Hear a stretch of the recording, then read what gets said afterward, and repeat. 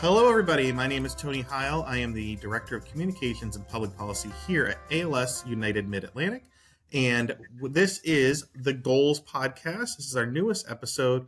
And each episode, we talk to someone about their perspective about ALS, their particular ALS story or connection to the disease, and different tools and resources that you may use if you or someone you care about is living with this disease as well. We'll have a broad perspectives over the course of this podcast from healthcare professionals to those living with ALS, which includes my guest today, my friend who I've known for quite a while. And her name is Sarah Brendle. She's been living with ALS for 16 years now, I think. Sarah, thank you for talking today. Hi, thanks for having me. Of course, my cat picked now to get up and in my face. It's okay. There's nothing wrong with that. No one's going to be upset about it. Moved on.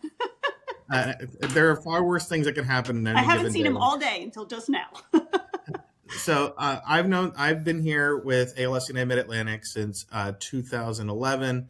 I've been connected to ALS longer than that through my family. But Sarah, you have been living with ALS since 2009, right?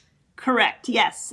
In my early to mid 30s, I started experiencing some symptoms like muscle weakness in my legs and hands and some cramping. And so through that, pursuit with different doctors and testing, I was diagnosed. One thing that's slightly different about me is after a few years of diagnosis, we realized that it was progressing slower than most, I should say. So technically, my diagnosis is PMA, which is just a slow progressing form of ALS. So that's why I'm, lucky and grateful to be sitting here today and talking to you. And as you know from talking to so many others and through your own story, it takes a long time to get any kind of diagnosis with when it regards to ALS or PMA or similar conditions around ALS, right? It really does. It's crazy because honestly, even, my first visit was to my family doctor, of course, and he unfortunately told me it was aches and pains and get over it.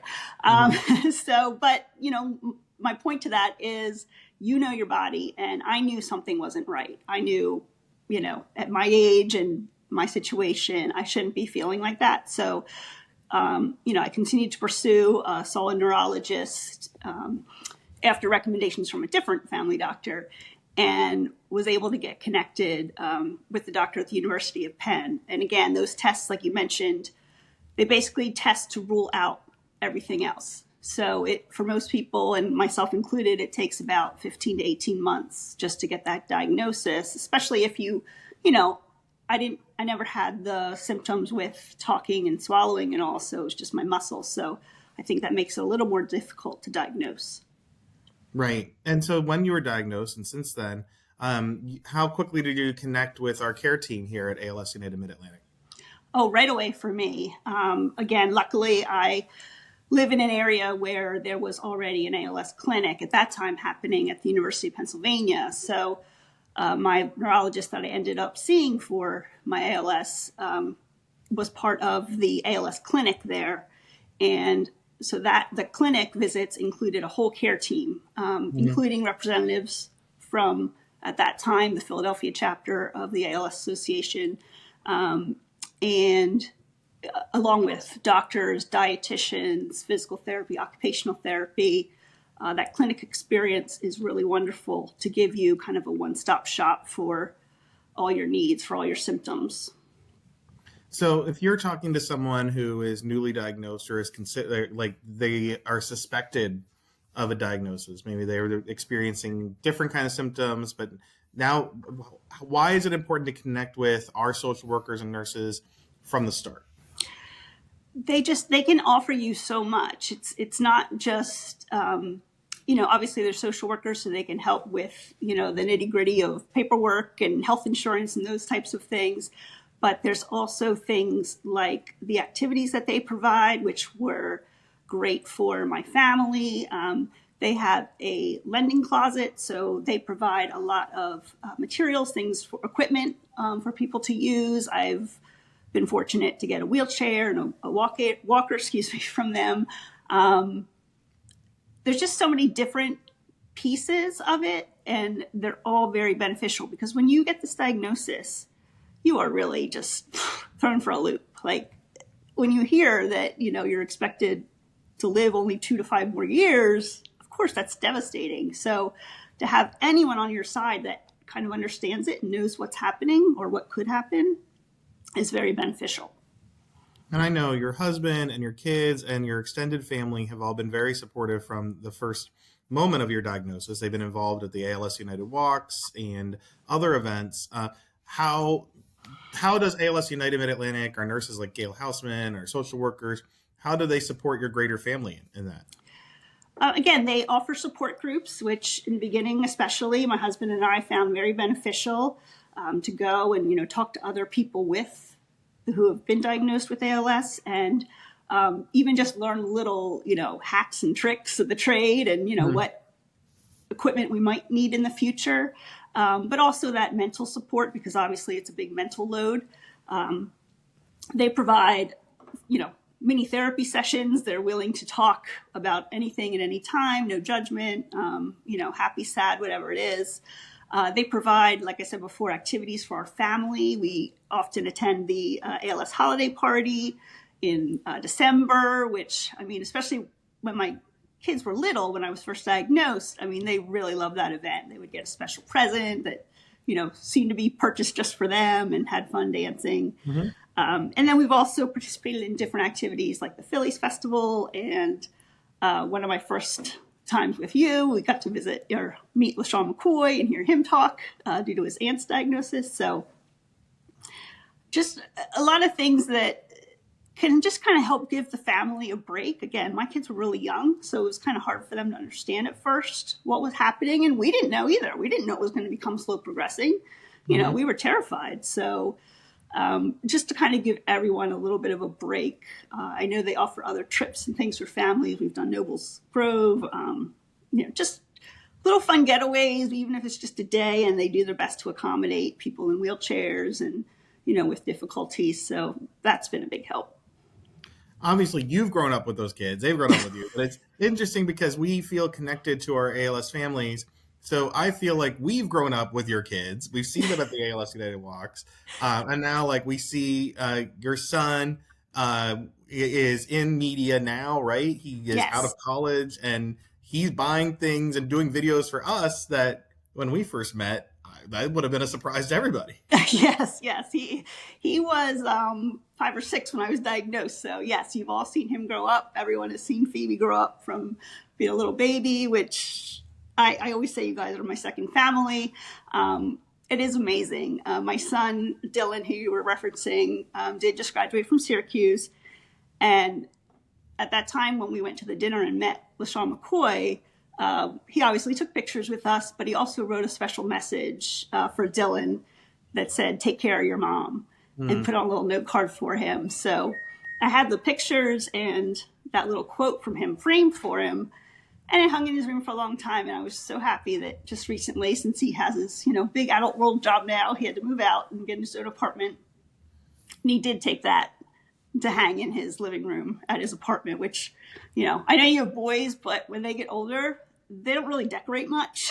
Yeah. He never had any decorations in his dorm room or anything, but, he did take that. So obviously that memento is very special. Yeah, my son has kind of decorated, but it's more about leaving a mess all over his floor. That's the decoration, and I don't even know how to clean it up on my end. Yep. It does make it even more exciting when we see the Eagles win this week because of the Super Bowl, because you saw LaShawn McCoy, even though he won with the Chiefs, he was on the Chiefs team when they won the Super Bowl. It's really exciting to see him be so excited for the Eagles. That family connection there, and know that we were part of that in some small way. Yes. Yeah, that's really important to me, that whole family connection anyway. So, I love teams like the Eagles and the Phillies that you can tell that they have this genuine love for the city and love for their fans. Yeah. And so since you brought that up, you have attended multiple events that the Phillies have held to support the ALS cause. They've done a lot on a personal level, whether it's the players or the people behind the scenes at the Philadelphia Phillies. What does that mean to someone living with ALS to see how the Phillies take that as such a personal cause? Honestly, again, it's that genuine interest. They could honestly just show up to those events, their their manager or their coach or whoever says, hey, you got to be here at this time, and they could come and shake your hand, take a picture, and walk away. But they don't do that. They spend time with each group that's there, each patient, each family. They chat, they ask questions. Some of them are very nervous too. Mm-hmm. We're nervous to meet, our heroes, and they're nervous to meet us because they don't always know how to approach someone. So I think it's a good learning experience for them too, to learn how to interact with someone who might be using, a computer to help them talk, or, is in a wheelchair, obviously. So again, they would take the time. We still have stories from the different events with them that we still tell as a family and relive and enjoy. So like I said, it's just, they seem to really care. They're not just doing it because they have to, and that's just such a wonderful connection to have, because there isn't always a whole lot of support, for patients with ALS, because it's, unfortunately it's something that happens and takes over a person's life very quickly. And so there's not a whole lot of time to invest. Mm-hmm. And, it's not like we have big name celebrities necessarily always, backing us. So again, just nice to see those people that we, watch on TV or watch at the stadium play games, supporting us and having an interest in us. Yeah, and it's an interesting transition here, but one of the things the Phillies do is they like to get to home base. And one thing you've been working on for many years is bringing attention to home care. We've advocated for it in Pennsylvania. We've talked to our members of Congress about it, even local county officials. When did you, first, before we talk about those advocacy issues with home care, how did ALS United Mid-Atlantic kind of educate you or get you involved in home care in general? They jumped in, again, almost immediately with, offering equipment for the home. But then as far as home care, in working with the social worker at the time, as I mentioned before, I did get pregnant with our daughter after being diagnosed. And, we weren't really sure with my muscle weakness how that was going to look. It's not like a normal maternity leave, maybe, where you can just stay home and do everything for the baby. And my husband wasn't able to take off of work. So they reached out and they were able to bring in a company that, worked with the association at the time that would offer in-home services such as, light housekeeping and, folding the laundry and helping to prepare meals, those types of things. Because one of the first things you're told by your doctors is to conserve energy. With ALS, there's constant fatigue. You're always, either your muscles are tired or even your brain is tired. So they tell you to conserve your energy for the things that really matter to you, that are important. So a new baby, you want to have a clean house to be safe, but mm-hmm. There was no way I could keep up with all of that, plus handling the daily tasks of taking care of a newborn. So they brought someone in a couple times a week to help me with those types of things. And through that, it's evolved into, I still get help in the home now, even though my kids are older. Again, I've progressed a little bit, so I'm not able to do as much. So they're able to help out with those types of household tasks and running errands and going to the grocery store and those types of things to save my energy. And we know it's really a challenge to access home care. We have a program, the Howard I. Abrams Home Care Program, that provides a grant to make sure that people with ALS can get a certain number of hours of care. It's a starting point, really, right? Like you or someone else may need more than that or want more than that. But what are some of the complications to accessing care beyond that? Because the system is very challenging, right? The system is very challenging, and it's challenging on many levels. So I wish I had the answer, but obviously you need to reach out to your health insurance. Yes, like you said, ALS Mid-Atlantic does help as much as they can, but they can't fund forever. So reaching out through your healthcare provider, oftentimes, if we do stop working, like I did, we are put on Medicare, which, helps somewhat, but not necessarily all the care that you need. Obviously, a patient who's more advanced than I, can often need round-the-clock care. And so accessing that, it's just endless paperwork, phone calls, pushing to get the help you need.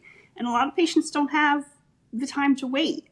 So I think what ends up happening is, their close family and friends end up taking the brunt of the load. And then that, of course, burns them out and is tricky. So Just figuring out how we can streamline that process of getting the care that they need in the homes, because we want to stay in our homes. I know you've talked before about how it's actually more affordable to stay in your home than for the state to put them in a nursing home or something. So we're more comfortable in our homes. We want to be here. So, just give us access to care that is going to help us with those daily activities so that we can, have a more fulfilling life. Plus, people like our nurse and our assistive technologist, Lisa Brownlee, who'll be on the podcast soon, and others, they help to make sure your home is accessible, right? So, and safe. Yes. So another place may be fine, but it's not attuned to your specific needs. So your home is probably safer than other places you would want to be. Definitely. I've had home visits. The nurses and the social workers have come in and, see where they can help, how they can help with funding. Are there different programs I can apply for to receive funding? And that was in our last house, rather. I did have a stair glide put in. Here I'm on the first level, so I don't need to go upstairs as much. But things like grab bars and shower chairs and wheel-in showers, those types of things, you don't realize until you have trouble doing something how much you really need it. Like, to me, if I go to a strange place and there's a stairway and no railing, I am like the fear sets in, because you get so used to using those supports for balance and all, that it can be terrifying. So of course you want to be comfortable in your home. So they help you to kind of pinpoint those things and streamline what needs to be done within the home to make it safe and to keep you happier because you're at home. And you said to me when we were doing some home care advocacy that you've gone through as many as 50 different home care workers in the last few years, right? Because people leave, they're not getting paid enough, or they switch jobs, or like they need their own paperwork. So whatever we do, we can't fix some of those problems without more advocacy. Exactly. Yes. And that's why I said it's so many different levels that need to be revised in order, we need to educate these caregivers on what ALS really is and how they can help us. If you saw me on the street, you might not even realize that I'm living with this, but I need someone who understands that I need someone to take these duties off my hands. And, maybe I can't cut this, onion, or maybe I can't do whatever. And we need those people to get to know us and stay. Unfortunately, it's an industry where a lot of people get in because they care about helping others, but some get in because they figure, I can do this and, I'll quit when I can get a better job kind of mentality. We need more people to be trained and educated on the importance of staying and having that consistent care. Because again, if you have, more advanced, even issues than I do, you can't sit there and tell somebody every day, teach someone every day how to, work your trach or help you with your, your breathing machines. There's very serious things that need to be addressed to keep it more consistent. And you've addressed that by participating in advocacy in many ways. You have attended local visits. We met with our member of Congress, Brian Fitzpatrick. We've gone to Harrisburg. You even got a tour with State Representative Brian Cutler years ago, I remember. So that can be very intimidating to people to participate in advocacy. It sounds like they feel like it's going to be very difficult. Why is it important for people, if they can, to be involved in advocacy? I think because, what we've learned from doing it for years and what you've helped to express to all of us is that these legislators, they want to hear your stories, and that's what hits home to them. I mean, can you imagine how many things get thrown at them in a day, like support this, fund this, fund that. But when they see us as patients and see us interacting with our caregiver or the nurses, and they hear our stories about, what we're fighting for, I think they really empathize with that. It's really easy to say all politicians are terrible, but, there are many out there that do care about the people and do care about these situations we're in and want to make it better. Sadly, and again, we've received a lot of support from politicians. It's, across the board, they do want to help, but obviously funding, economics is a big part of that, to do research and so it's just going to talk. Of course, I was nervous the first time because you don't really know what to expect. But honestly, everyone there is so welcoming. We've gone to Harrisburg, whether you meet with, the senator or a representative, you might meet with someone from their office. They're very attentive. They ask questions. They want to hear your story. So we appreciate that, that we feel like we are being heard in that way. Yeah, I've been working with people like you for many years now, meeting with legislators, and whether it's a Democrat or Republican or senator or representative, whatever it is, we've had very few non-positive meetings, right? Most of the time, they're very interested in learning what we have to say. Mm-hmm. Yeah, and they ask really good questions too. I've been asked about, what research is happening and what drugs are being developed and those types of things. I may not even always know the answer, but I'm glad that they are interested and trying to get us to where we, the care that we need. And one of the things I think is really a benefit to how we do advocacy here is that we've all made some really good friends out of it, right? You have made a lot of connections, whether it's through advocacy or through those resource groups and support groups you've done. What are those connections like? And maybe that would encourage other people to participate. It's really wonderful. Again, you get to know, of course, other patients and, see what they're going through, but you also get to meet, their caregivers or their families. And it's that sense of, okay, I'm not alone in this, which is very reassuring. But it's also just, you can develop those friendships where you can, even if it's just like through Facebook, send, messages back and forth of support or, hey, this is happening, what can I do to, to help with this, or, tips and tricks. And so it's a benefit in many ways. You learn physical ways to help yourself. It's mentally helpful because, of all the stress and anxiety with this disease, to have someone else to bounce things off of. And it's just, you get a feeling that everyone is really out for each other. We really all just want to see others succeed. My main reason for doing things like this is there are so many that, I alluded to before that maybe can't speak. I mean, Can you imagine just talking, getting you so exhausted that you need to go lay down? I mean, that's crazy. And so there's some people that are suffering with that. And even though they might have assistive technology, that can still be a challenge to get your true point across, to get your emotions across. So I learned from my friend Karen Shideloff, who used to go across the country and, participate in all types of trials and things. I told her one time at an event, I was like, I feel so bad. You're out there doing all these things. And, I'm just, here going to work and raising my kids. And she's like, I'm doing this for you, Sarah. She chose not to have kids because she had a familial form and knew that ALS was a risk for her and her husband, for their children. So she's like, I can do this for future patients. And so I feel like I can be a voice, for people who can't speak up or maybe who are a little timid or, just physically can't get to as many activities and events. I'm just trying to raise awareness and help all the patients, not just myself.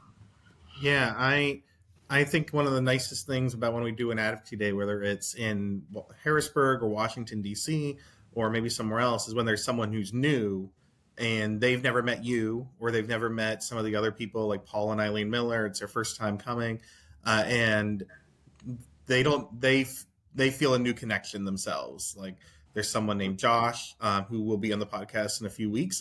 He's been involved in some of our events, and he came and suddenly he has a whole new family to be a part of that he never knew before that day. That's funny. I was going to bring Josh up because I did meet him in Harrisburg this past year, and then again at the Flame of Hope Awards, seated at his table. And I mean, again, another remarkable human being with a family that, is just trying to figure things out. And, this disease, you're always kind of thrown for the loop, thrown for surprises now and then. But, again, deep down, we're all just people just trying to make things better. And importantly, Josh and I are going to go to another wrestling event in a few weeks. Of course. That's the most important thing. I'm sorry I haven't brought you to any professional wrestling event. That is okay. I'll stick with the Eagles and Phillies. Thanks.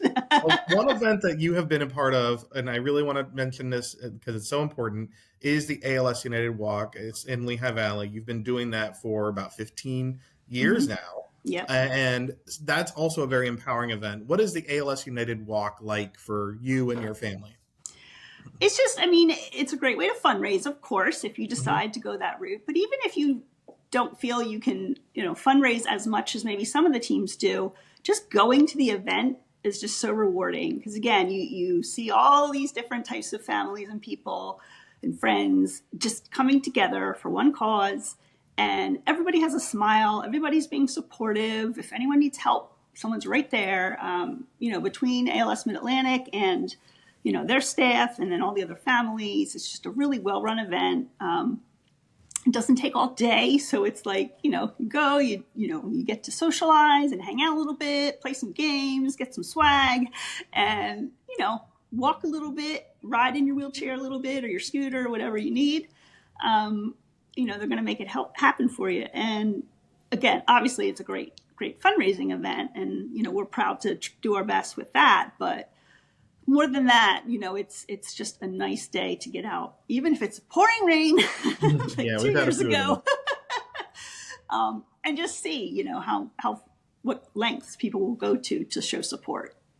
Yeah, I know you have had one of the top 3 teams almost every year at the Lehigh Valley Walk, but it's probably really great for you when you see teams that are at your level or above, because you see people who now for their first time or 5th time, now they have, whether it's 3 people or 30 people, you can see, okay, we're in this together. Exactly. Right. Like I joke on Facebook and all about, hey, we got to win. But that's just the competitive side of me coming out and just, trying to get all my friends to donate a little more. But of course, I'm thrilled when there's new teams that come, especially if they're, really into the fundraising and getting that top 3 with me. Like, bring it on. I love the challenge. And it's great to see that energy that comes out at that event. So you've been involved in some very positive things, even with the challenges of ALS, from advocacy to the annual celebration, the Flame of Hope Awards. You were a Flame of Hope Award recipient. And that was a really special moment because I was excited when Dylan presented that to you and surprised you. I hope that still makes me cry when that was one of my favorite moments here. And I was fumbling around with my speech, just like, well, I guess I'll let him do it. So that was fun. I really was surprised. And so you can go on our YouTube channel to see some of that. But in the meantime, you've been involved with a lot of positive events. And what makes you feel optimistic for others who want to be involved now? Like, it's a very challenging disease. What fuels that optimism for others? It's definitely, since I was diagnosed, there are so many more groups like yours out there fighting and supporting and advocating and raising money. That's one good thing, I guess, about social media and the internet. You can find these other groups to connect to. What I love about ALS United is how they are working together with these other groups like I Am ALS and all the different organizations that, even just the other, United chapters that you're working with throughout the country. Everyone is there for the same reason. And everyone is there to share their knowledge, share their techniques, what worked for you, what didn't work for you. And that's really the best way. We need as many voices in this as we can. So I just love seeing that there's been advances in the groups. And there's also been a lot of advances, obviously, with science and medicine. A lot more needs to be done, but I have seen improvement. There's a few drugs available now that were not available when I was diagnosed for patients who are newly diagnosed to try. We should have that. We should be able to try medicine if we want, and go that route. Yeah, we're looking at more ways to collaborate. So April 10th in King of Prussia, Pennsylvania, we have our Help and Hope Symposium, and we'll show some of that collaboration. We have someone from ALS TDI speaking again. We have speakers from Hershey, Penn State Health Hershey, who are speaking. Dr. Simmons, who you've done some studies at Hershey, right? Yes. Back when Andrew Geronimo was just starting out. And I saw him recently at the Flame of Hope Awards, I believe, at the national or the yearly celebration. So yes, we're very fortunate where we live in Pennsylvania to have, a lot of medical centers around us. Some parts of the country don't have that. So to see this collaboration, it's only going to, build the momentum and hopefully reach those people that are further out, and maybe get them the care that they need too. So we're going to continue that collaboration at the Help and Hope Symposium on April 10th. Visit alsmidatlantic.org to find details. And we're also starting to collaborate with even more organizations. I was on a call this week with the Cures Collective that included not just ALS organizations, but MS Society, AFTD for frontal temporal dementia, Parkinson's people. So we're trying to broaden that approach because there's a lot of research-related questions to talk about caregiving. We're all in a lot of these fights together, and we're going to do more when we're united than when we're not. Right. I love that. It's a whole nother topic we won't get into, but yes, I agree that these things are all tied together, and we really need to help each other out and work together to get some progress done. Well, I know you've been a big part of helping to get that done. You've done so many things as an advocate through the ALS United Walk and through other events. You're a Flame of Hope recipient. So if you want to unite with us, again, visit alsmidatlantic.org. Go on our website, contact your social worker or nurse if you are a person living with ALS, and we're going to do this together. So thanks, Sarah. I really appreciate all the things that you've helped us do together as well. Absolutely. Thank you, Tony.